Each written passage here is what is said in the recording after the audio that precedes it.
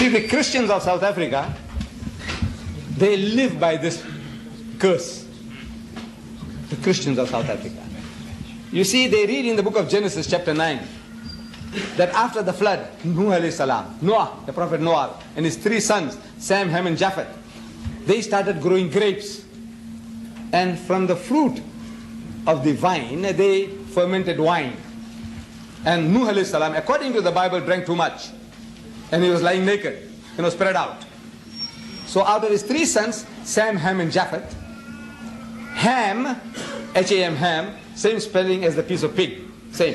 He behaved like a pig. He laughed at his father's nakedness. Look at the old man, his father, spread out, naked. But the other 2, they felt ashamed of the father's nakedness. They took a piece of cloth and they walked backwards and they covered up the father. In the meantime, the father knew what was going on. But he was too dead drunk, according to the Bible, to do anything about it. When he comes to his soberness, now he curses. And he curses, "Cursed be Canaan, for a servant of servant thou shalt be unto thy brethren." So that is the curse. And the white people of South Africa, they believe that we are the children of Ham, all the black peoples of the earth. You see, and they are, the white races are the children of Sam and Japheth. So we are to be the slaves, the carriers of wood, the bearers of wood and water, do all the menial work. So the white man in South Africa, he can't get reconciled to the Indian, the African, the colored who becomes rich. We also have some of us Mercedes Benzes. We also have air-conditioned homes. We also have swimming pools in our homes. He can't understand it. He said, look, these are an accursed people. They were supposed to be the hewers of wood and the drawers of water. They were supposed to work for us in our mines and our factories and sweep our streets and carry our shit buckets. That is the privilege of these black races. And look at them. He can't get reconciled. But he can do nothing about it. He can't grab it because we sweated for every cent or pence that we have earned. But at the back of his mind, this is the role he's playing, that he is the Israelite in Africa. He is the Israelite. You see, he reads the Bible and he projects himself into the Bible. The roles. We all do that. When you go and see films, the hero, we are with him. Even if he does things wrong, we want him to get away with it. No? Yes. Because our sympathies, they build up a sympathy for the character. Similarly now, while they're reading this, the sympathy is for the Jew.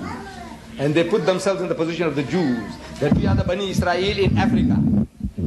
And these black people, Indians, Africans and coloreds, are the Palestinians. So it's our destiny to rule them. But now, this prophecy, you see where it says, "Cursed be Canaan, for a servant of servant thou shalt be unto thy brethren." And I have been asking learned men of Christendom. I said, who saw his father's nakedness and laughed? They say, Ham. And I said, who is Canaan? Is the man, look, he's still drunk. Look, when he was drunk, we understand what happened. Now he's sober and he curses. And who is he cursing? Not Ham. He's cursing Canaan. I said, why Canaan? And believe me, no Christian worth the name, even Jimmy Swaggart or his father, can answer that. Why Canaan?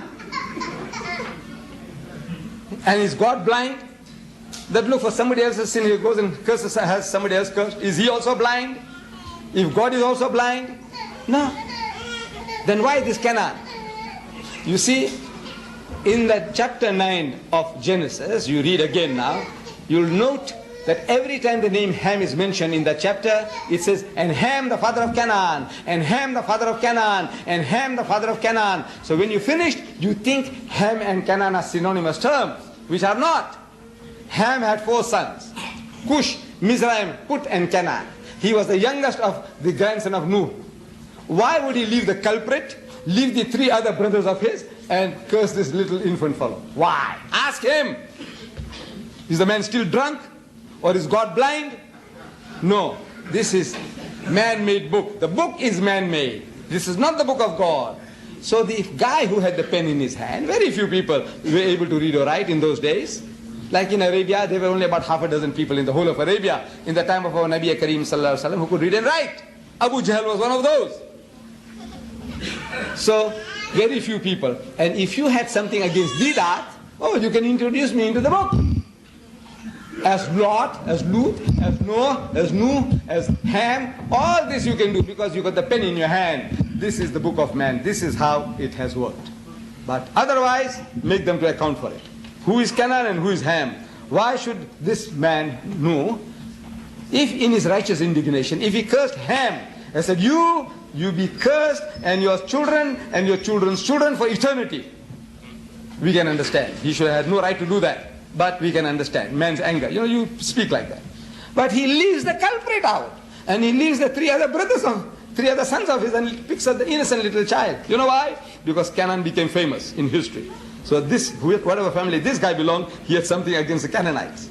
So this is the concoction, the word of man. So Allah says, فَوَيْلٌ لِلَّذِينَ يَكْتُبُونَ الْكِتَابَ بِأَيْدِهِمْ. So woe to them who write the book with their own hands. ثُمَّ يَقُولُونَ هَذَا مِنْ عِنْدِ اللَّهِ. Then they say, this is from Allah.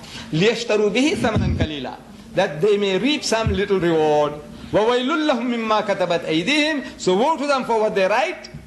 And وَوَيْلٌ لَهُم مِّمَّا يَكْسِبُونَ. And woe to them for what they earn. Mr. Chairman, this is the last. وَآخِرُ دَعْوَانَا الْحَمْدُ لِلَّهِ رَبِّ الْعَالَمِينَ.